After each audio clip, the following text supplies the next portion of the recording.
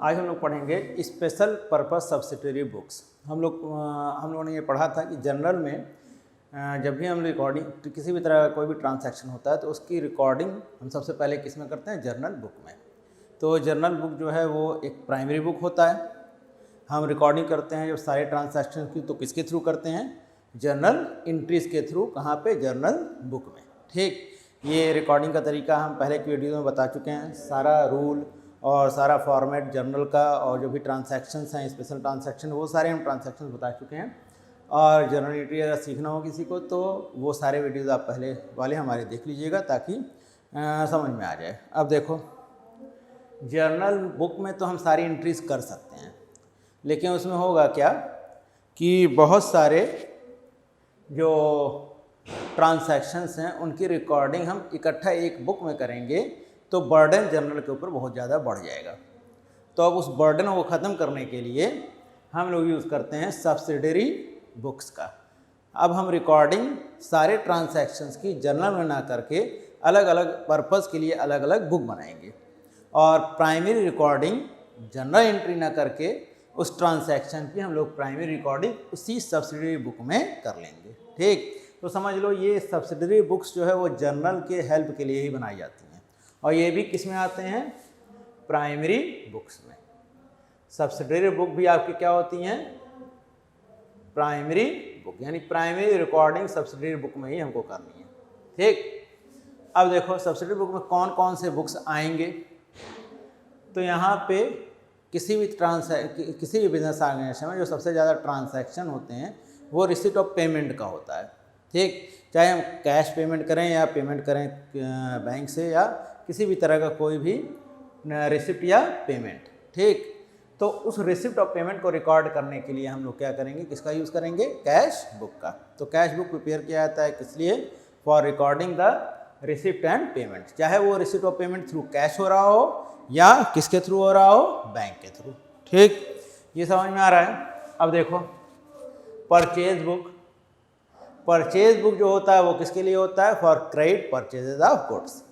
Purchase book हम किस लिए बनाते हैं, जो भी हम परचेज कर रहे हैं गुड्स का उसकी रिकॉर्डिंग करने के लिए हम लोग बनाते हैं परचेज बुक। अब हम कह रहे हैं यहाँ पे सिर्फ क्रेडिट परचेज ही को रिकॉर्ड किया जाएगा।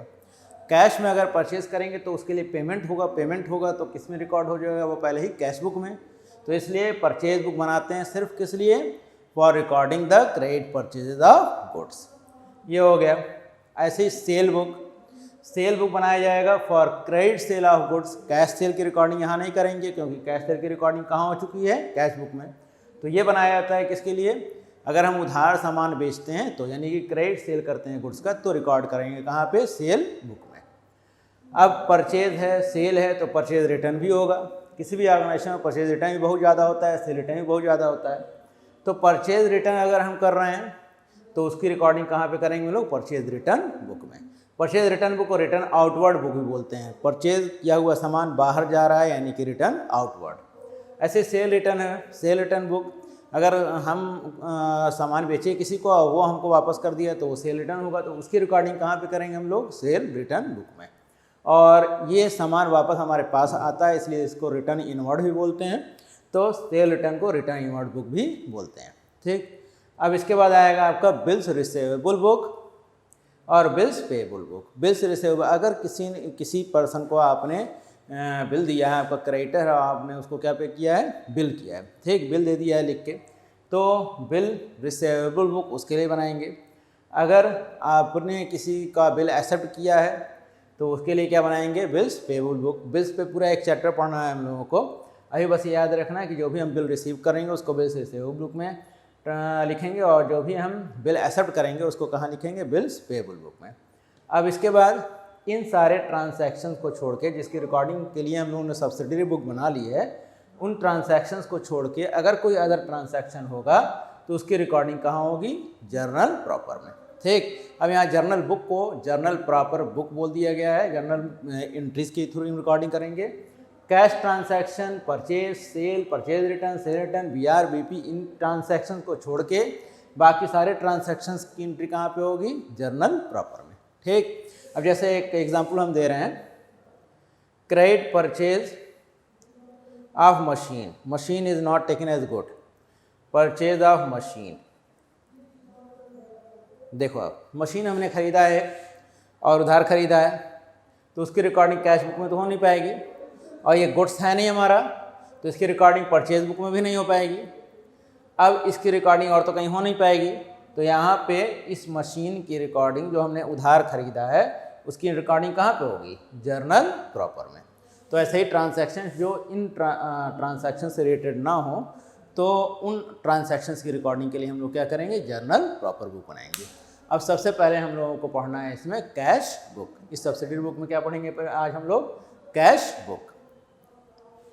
हम लोग पढ़ेंगे कैश बुक। इससे पहले हम बताया अभी सब्सिडरी बुक में ये आता है कैश बुक।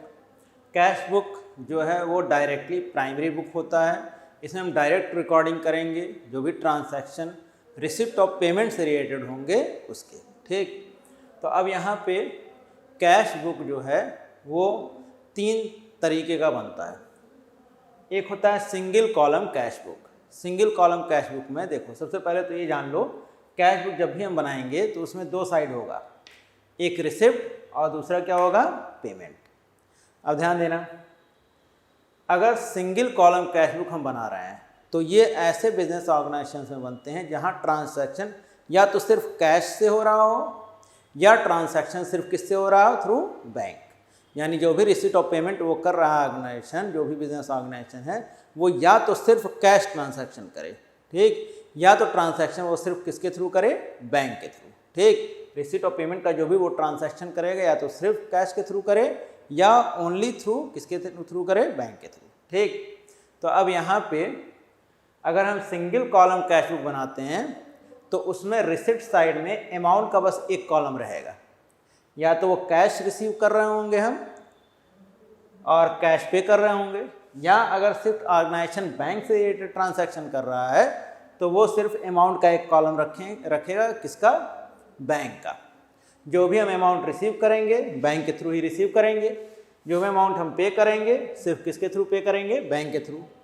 अगर सिर्फ कैश ट्रांजैक्शन कर रहा है तो अमाउंट का एक ही कॉलम रखेगा और वो जो भी ट्रांजैक्शन कैश में हो रहे हैं रिसीव करेंगे तो कैश जो रिसीव करेंगे वो हम अमाउंट कॉलम में लिख देंगे, और जो पेमेंट करेंगे वो हम कैश के अमाउंट कॉलम में लिख देंगे। तो सिंगल कॉलम कैश बुक में अमाउंट का सिर्फ एक ही कॉलम रहेगा। यहाँ क्या लिखा हमने? अमाउंट। ठीक, रिसीव्ड या पेड, ये हो गया।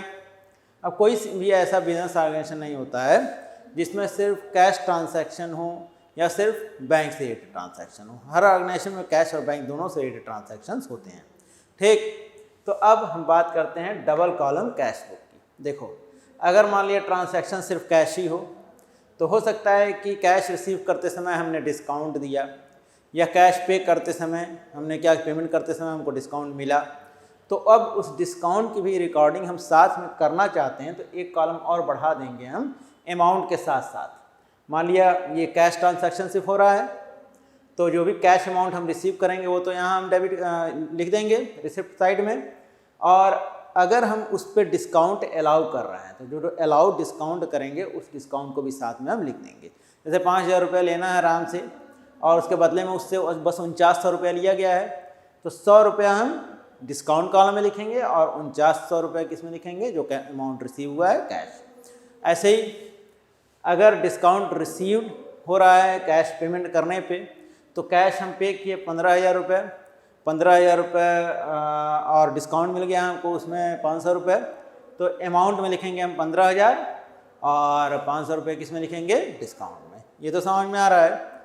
तो सिंगल कॉलम कैश बुक जिसमें हम एक column extra double column cash book जिसमें हम एक कॉलम और बढ़ा देते हैं, किसका हो जाता है? अमाउंट के साथ साथ डिस्काउंट का। ठीक, डबल कॉलम कैश बुक में हम लोग अगर डिस्काउंट कॉलम नहीं बनाना चाहते हैं और ऐसा ऑर्गेनाइजेशन है जहां कैश और बैंक दोनों ट्रांजैक्शन होते हैं, ठीक, तो हम इसमें एक और डबल कॉलम कैश बुक बनाएंगे जिसमें एक कॉलम रहेगा अमाउंट का जो कैश रिसीव करेंगे और एक कॉलम रहेगा किसका?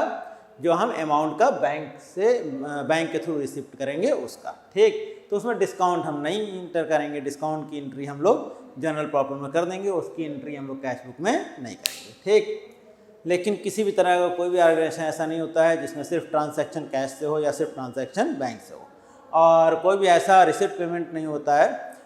ऐसा कोई हार्ड एंड फास्ट रूल नहीं है कि हम डिस्काउंट अलाउ या डिस्काउंट रिसीव ना करें। ठीक, तो होना ये तीनों चीज़ होनी है, कैश से भी ट्रांजैक्शन होना है, बैंक से भी रिसिप्ट ऑफ पेमेंट का ट्रांजैक्शन होना है, और अगर डिस्काउंट लेना देना होगा तो उन तीनों की रिकॉर्डिंग हम एक साथ अगर करना चाहते हैं तो हम बनाते हैं कौन सा book, triple column cash book, और यही हमेशा हर ऑर्गेनाइजेशन में बनता भी है।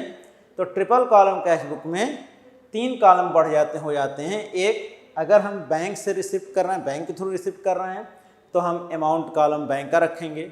अगर हम कैश रिसीव कर रहे हैं कुछ भी तो अमाउंट कॉलम में कैश का रहेगा, कैश में लिखेंगे।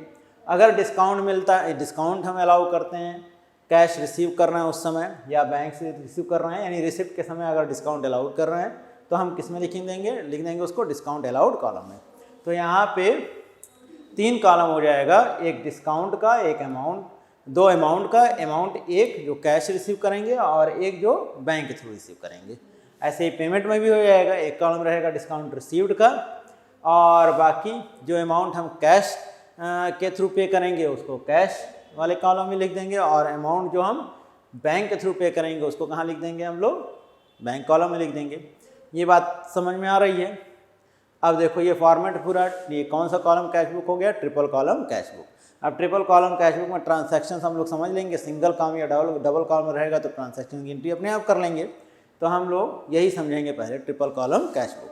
अब इसमें एक चीज़ बता दें, सबसे पहले जो भी जनरल एंट्री हम पढ़ाए थे तो वो जो लोग पढ़े होंगे उन लोगों को तो पता होगा, जो भी ट्रांजैक्शन बैंक से होते हैं कब माने जाते हैं बैंक से हो रहा है रिसिप्ट पेमेंट। अगर हम चेक से पेमेंट करते हैं तो पैसा कहाँ से जाता है, बैंक से, तो पेमेंट कहाँ से होगा, बैंक से। अगर हम चेक रिसीव करते हैं, ठीक, और उसको रिसीव करके रखे रहते हैं, डिपॉजिट नहीं करते हैं, तो वो ना कैश हुआ ना बैंक में गया पैसा, ठीक, तो उसको हम कैश बुक में नहीं लिखेंगे। ठीक, अगर हम चेक रिसीव कर रहे हैं और जो भी चेक रिसीव किया हमने डिपॉजिट कर दिया कहाँ पे, बैंक में, तब उसकी रिकॉर्डिंग हम करेंगे रिसिप्ट कॉलम में, और कहाँ पे, बैंक में, क्योंकि डिपॉजिट हो गया कहाँ पे, वो बैंक में, तो पैसा कहाँ आया होगा, बैंक में। तो चेक रिसीव करेंगे और डिपॉजिट कर देंगे बैंक में, तो कहाँ आएगा, बैंक में। चेक से पेमेंट करेंगे तो पैसा कहाँ से जाएगा, बैंक से। ठीक, और बाकी जो भी कैश रिसीव और पेमेंट हो रहा है वो तो कैश कॉलम में रहेगा ही, कोई इन्फॉर्मेशन नहीं दिया है तो उसको कैश ही मानेंगे, कैश रिसिप्ट या कैश पेमेंट। तो आप देखो यहाँ कुछ ट्रांजैक्शंस हैं, उनकी रिकॉर्डिंग हम लोग कैश बुक में कैसे करेंगे ये आज जानेंगे।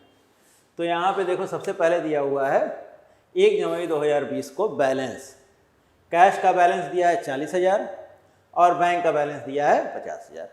तो जो बैलेंस है हमारे पास पहले से अवेलेबल है, ठीक, उस बैलेंस को हम लोग यहाँ रिसिप्ट साइड में लिख देंगे। कितना बैलेंस है कैश का हमारे पास, 40,000, और बैंक का बैलेंस हमारे पास कितना है, 50,000। ये बैलेंस है ना हमारे पास, किस तारीख को है, 1 जनवरी को, और ये बैलेंस हमारे पास है तो इसको लिखेंगे हम लोग बैलेंस, जो भी हमारे पास पहले से था उसको हम लाए, बैलेंस ब्रॉट डाउन। ठीक, अब देखो रिसीव किया जा रहा है, पहले 2 तारीख को रिसीव किया जा रहा है कैश 20,000 फ्रॉम राकेश। क्या आया, कैश रिसीव हुआ ना, तो कैश रिसीव हुआ तो हम लोग किस कॉलम में लिखेंगे, कैश में लिखेंगे, रिसिप्ट साइड में।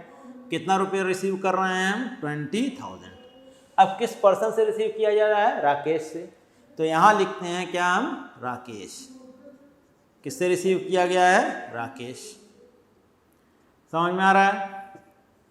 किस तारीख को हुआ है ये, 2 तारीख को। फिर 3 तारीख को रिसीव कर रहे हैं चेक, चेक रिसीव कर रहे हैं 10,000 का, किससे रिसीव कर रहे हैं, अमन से।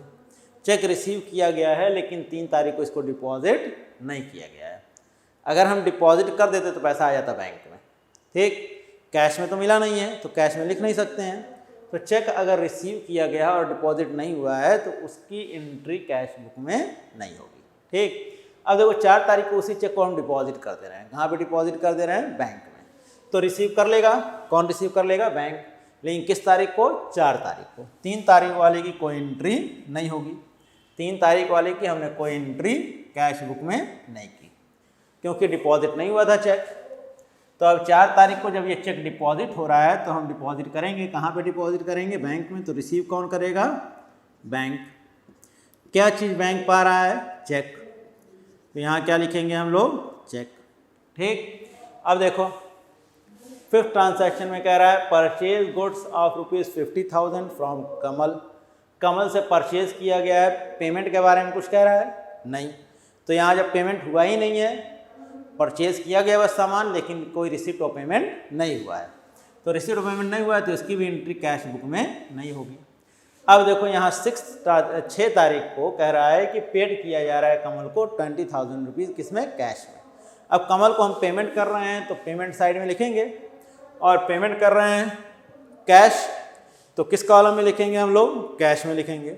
कितना रुपया कैश पेड कर रहे हैं? 20,000। तो 20,000 रुपीज़ कैश पे कर दिया गया। अब ये कमल को पेड किया गया है, किस तारीख को हुआ है? 7 तारीख को। यहाँ लिखेंगे किसका नाम, किसको पेमेंट किया जा रहा है? कमल को। ठीक। फिर कह रहा है 7 तारीख को फिर पेमेंट किया जा रहा है कमल को। कमल को पेड किया जा रहा है अमाउंट चेक के थ्रू, और कितने का चेक दिया जा रहा है? 28,500 का। और कितने के सेटलमेंट के लिए? 30,000। ये तो तुम लोग को पता ही है। यहाँ हमको क्या मिल रहा है? डिस्काउंट। 30,000 रुपये देना था, उसके बदले में कितना हमने दिया उसको? 28,500। ये 28,500 रुपीज़ हम उसको पे कर रहे हैं 30,000 के बदले, तो 1,500 का हमें क्या मिल रहा है? डिस्काउंट। अब यहाँ पेमेंट चेक से हो रहा है तो पैसा कहाँ से जाएगा? बैंक से। तो 28,500 रुपया हमने चेक से पेमेंट किया, वो पैसा कहाँ से गया? बैंक से। तो बैंक कॉलम में लिख दिया हमने, और 1,500 रुपये का क्या मिल गया हमें? डिस्काउंट। तो 1,500 रुपये का जो डिस्काउंट मिला है उसको हम लोग लिख देंगे किस कॉलम में? डिस्काउंट कॉलम में। और किस तारीख को हो रहा है ये? 8 तारीख को। और किसको पेमेंट किया जा रहा है? कमल को। समझ में आ रहा है? अब देखो फिर सॉरी, ये एंट्री ट्रांसैक्शन हुआ है, ये ट्रांसैक्शन हुआ है 6 तारीख को, और ये ट्रांसैक्शन हुआ है 7 तारीख को। फिर 8 तारीख को जो ट्रांसैक्शन हो रहा है उसमें क्या कह रहा है? Receive a cheque from Atul. Atul से चेक रिसीव कर रहे हैं, और 48,000 का for settlement of his due amount of ₹50,000। Atul से हम रिसीव कर रहे हैं चेक 48,000 का, और 50,000 रुपया लेना था उससे, उसके बदले में कितना लिया? 48,000 का चेक। लेकिन इस चेक को डिपॉजिट किया गया? नहीं डिपॉजिट किया गया। तो जब डिपॉजिट नहीं किया गया तो इसकी एंट्री कैश बुक में नहीं होगी। याद रखना, चेक जब डिपॉजिट होगा तभी उसकी एंट्री होगी। कहाँ पे? कैश बुक में। उसको छोड़ देंगे अभी, जब डिपॉजिट होगा आगे तो देखा जाएगा। अब 9 तारीख को सामान बेच रहे हैं तो पैसा मिलेगा, और रिसीव कर रहे हैं हाफ अमाउंट, किसमें? कैश में। और हाफ अमाउंट किसके थ्रू रिसीव कर रहे हैं? चेक के थ्रू। और ये चेक डिपॉजिट कर दिया जा रहा है किसमें? बैंक में। तो अब 1 लाख रुपए का सामान बेचा गया है, उसमें 50,000 रुपये कैश में मिला हमें, रिसीव करेंगे, और आधा किससे मिला है? चेक से। चेक डिपॉजिट कर दिया गया है बैंक में, तो हम लोग इसको लिखेंगे कहाँ पे? बैंक में। किस तारीख को हो रहा है ये ट्रांसैक्शन? 9 तारीख को। और ये किसके थ्रू मिल रहा है हमें? जो भी चेक रिसीव किया जा रहा है, डिपॉजिट किया जा रहा है, उसकी एंट्री हम लोग कर रहे हैं। अरे कैश जो भी मिला है हमें, उसमें 50,000 रुपये कैश मिला है, तो कैश में हम लोग लिख दिए अमाउंट कॉलम में, और 50,000 रुपये किससे मिला है? चेक के थ्रू। चेक के थ्रू मिला है तो हम लोग कहाँ लिख देंगे इसको? बैंक में। ठीक। चेक डिपॉजिट नहीं हुआ होता तो इसकी एंट्री नहीं होती। अब यहाँ पे सेल किसके थ्रू, किसके लिए मिला है? ये सेल के लिए। अब देखो 10 तारीख को परचेज किया जा रहा है मशीन परचेज करेंगे, पेमेंट किया जा रहा है। अब 20,000 रुपये की मशीन हमने खरीदी थी, 20,000 रुपीज़ की मशीन हमने खरीदी, 8,000 रुपये कैश पे किया, और बाकी रिमेनिंग अमाउंट किसके थ्रू पे कर रहे हैं? चेक के थ्रू। अब पेमेंट हो रहा है तो पेमेंट साइड में आएगा। 8,000 रुपये क्या दे रहे हैं? कैश। तो 8,000 रुपये हम कैश पे कर दिए। 8,000 रुपये किस कॉलम में लिख देंगे हम? कैश कॉलम में। और 20,000 की मशीन थी, 8,000 कैश पे किया गया, और 12,000 का पेमेंट किसके थ्रू किया जा रहा है? चेक के थ्रू। तो चेक के थ्रू पेमेंट किया जा रहा है तो पैसा कहाँ से जाएगा? बैंक के थ्रू जाएगा। ये किसके लिए पेमेंट किया जा रहा है? मशीनरी। ट्रांसैक्शन समझ में आ रहा है सबको? किस तारीख को हो रहा है ये? 10 तारीख को। फिर चेक रिसीव किया गया था जो अमन से। अब देखो जो अमन वाला चेक था उसको डिपॉजिट किया जा रहा है किसमें? बैंक में। अमन का जो चेक था जो रिसीव किया गया था अमन से वो डिसऑनर हो जा रहा है। सॉरी, अमन का चेक तो हमें बैंक में डिपॉजिट कर ही दिया था, और ये चेक जो अमन से रिसीव किया गया था वो डिसऑनर हो गया। डिसऑनर हो गया इसका मतलब वो चेक वापस कर दिया जाएगा बैंक के थ्रू। किसको वापस कर दिया जाएगा? अमन को। तो वापस हो जाएगा, तो यहाँ पे हम लोग क्या कर देंगे उसको? क्रेडिट साइड में। तो चेक जो अमन का था वो कितने रुपए का था? 10,000 रुपये का। तो ये चेक 10,000 रुपये का वापस हो जाएगा अमन को। और किसको वापस हो रहा है? अमन को। तो यहाँ नाम लिखेंगे अमन का। किस तारीख को हो रहा है ट्रांजैक्शन? 11 को। अब यानी चेक जब भी डिसऑनर हो जाएगा तो मान लिया जाएगा बैंक से वापस चला जा रहा है। ठीक।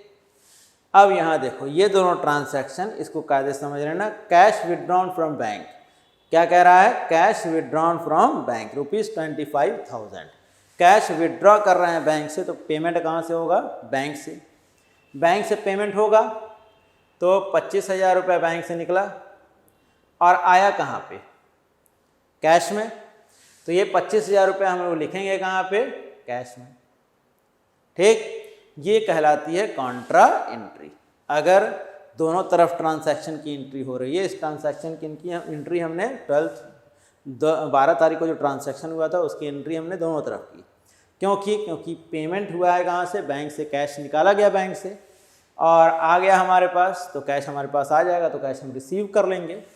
तो यहाँ पे 12 तारीख को जो ट्रांजैक्शन हुआ उसकी एंट्री दोनों साइड में हो गई है, इसलिए इसको बोलते हैं कॉन्ट्रा एंट्री। क्या बोलते हैं इसको? कॉन्ट्रा। सी का मतलब क्या है? कॉन्ट्रा। Contra entry. अब यहाँ पे क्या लिखेंगे? पेमेंट हुआ है बैंक से और किसको? कैश। कैश रिसीव किया गया है। कहाँ से रिसीव किया गया है? बैंक से। तो यहाँ लिख देंगे बैंक। ठीक। अब देखो 13 वाले में इसकी भी कॉन्ट्रा एंट्री होगी। कैश डिपॉजिट किया जा रहा है बैंक में। कितना डिपॉजिट किया जा रहा है? 18,000 रुपये। तो कैश डिपॉजिट किया जा रहा है जब बैंक में, तो अब रिसीव कर लेगा कौन? बैंक। तो बैंक रिसीव करेगा तो हम बैंक में एंट्री करेंगे। कितना रुपया रिसीव कर रहा है बैंक? 18,000। ठीक। और ये पेमेंट किसके थ्रू हो रहा है? कैश के थ्रू, क्योंकि कैश हम डिपॉजिट कर रहे हैं बैंक में। तो 18,000 रुपये कैश जो है वो चला जाएगा हमारा, तो पेमेंट हो जाएगा कहाँ से? कैश से। तो इसको भी एंट्री दोनों तरफ हो गई ना, तो कौन सी एंट्री कहलाएगी? ये कॉन्ट्रा एंट्री। अब यहाँ पे क्या भरेंगे? बैंक पेमेंट हुआ कैश से और पेमेंट हुआ किसको है? बैंक को। तो यहाँ क्या लिखेंगे? बैंक। यहाँ पे पेमेंट बैंक को मिला है। किससे मिला है? कैश से। किस तारीख को हुआ ये ट्रांजैक्शन? 13 तारीख को। सबको समझ में आ रहा है? तो ये ट्रांजैक्शंस कैसे इंटर किए जाएंगे कैश बुक में, सबको समझ में आ गया? तो जब भी रिसिप्ट ऑफ पेमेंट होगा तो उसकी रिकॉर्डिंग कहाँ पे करनी है हमें? कैश बुक में। और कैसे रिकॉर्डिंग करनी है? कॉन्ट्रा एंट्रीज क्या होंगी और कब पेमेंट बैंक से होगा, कब पेमेंट चेक से होगा, कब रिकॉर्डिंग जो भी ट्रांजैक्शन हो रहा है, अगर रिसिप्ट हो रहा है चेक के थ्रू डिपॉजिट नहीं किया जा रहा है तो उसकी रिकॉर्डिंग यहाँ पे नहीं होगी। तो सारे पॉइंट्स जो कैश बुक में होते हैं समझने वाले, वो सारे इस ट्रांजैक्शन में हमने बता दिए हैं। अब हम लोग प्रैक्टिस करेंगे जब क्वेश्चंस की, तो कोई पॉइंट फंसेगा तो इसमें देख लेंगे हम लोग कि हाँ यहाँ पे क्या किया गया था। ठीक।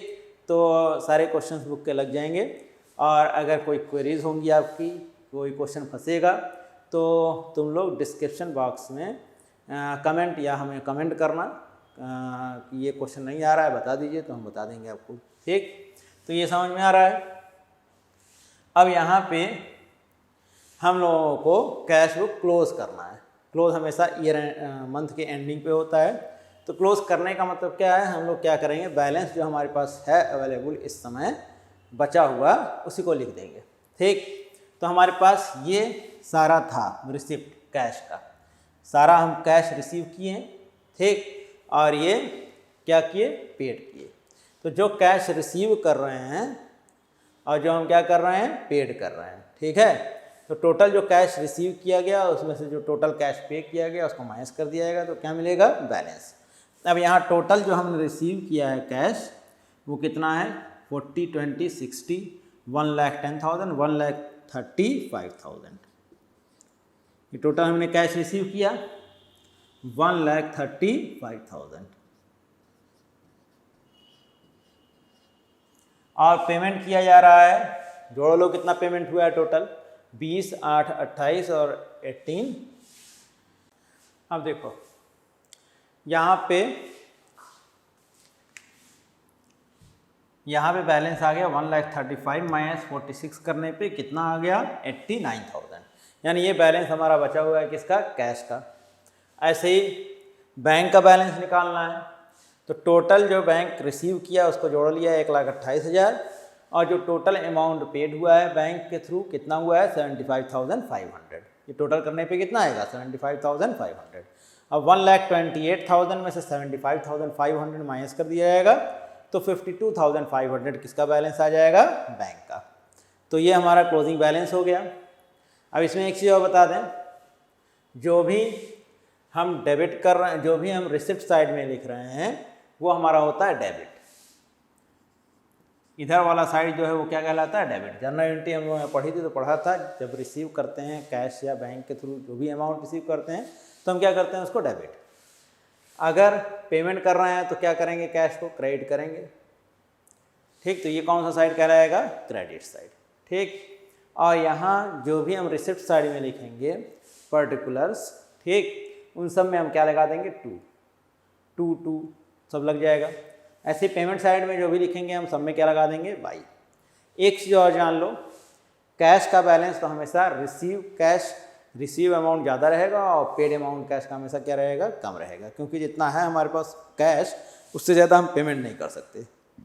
लेकिन बैंक में करंट अकाउंट जो होता है उसमें हम ओवरड्राफ्ट भी कर सकते हैं। ओवरड्राफ्ट कैसे कर सकते हैं, जो भी हमने रिसीव किया उससे ज़्यादा पेमेंट हो जाए, जो भी रिसीव किया गया है अमाउंट उससे ज़्यादा हम क्या कर दें, पेमेंट कर दें। ओवरड्राफ्ट फैसिलिटी बैंक देता है हमें करंट अकाउंट में। तो यहाँ पे बैंक में अगर रिसिप्ट से ज़्यादा पेमेंट आ गया तो घबरा जाने की कोई ज़रूरत नहीं है, इसका मतलब बैलेंस क्या है, ओवरड्राफ्ट। तो उसका बैलेंस इस साइड में ना आने के बजाय किस साइड में आ जाएगा, इस साइड में आ जाएगा, ठीक। यानी पेमेंट ज़्यादा रहेगा और रिसिप्ट कम रहेगा। तो समझ में आ रहा है, ये कैश बुक सबको समझ में आ गया होगा कैसे प्रिपेयर करना है। और इसमें जो भी क्वेरीज हों कैश बुक में, अगर कोई क्वेश्चन फंसे तुम लोगों का तो कमेंट बॉक्स में जाके पूछ लेना हमसे, कमेंट बॉक्स में लिख देना क्वेश्चन नंबर ये है, इस किताब का है, तो वो हम बता देंगे, और नहीं हुआ तो उस पर वीडियो बना देंगे, कोई दिक्कत नहीं होगी, ठीक। समझ में आ रहा है सबको, तो तुम लोग लाइक करो वीडियोस, और पीछे के सारे वीडियोस जनरल एंट्री कैसे प्रिपेयर करते हैं, क्या होता है बेसिक अकाउंटिंग टर्म, ये सब बार बार देखते रहो ताकि दिमाग में बैठ जाए वो सारा, ठीक।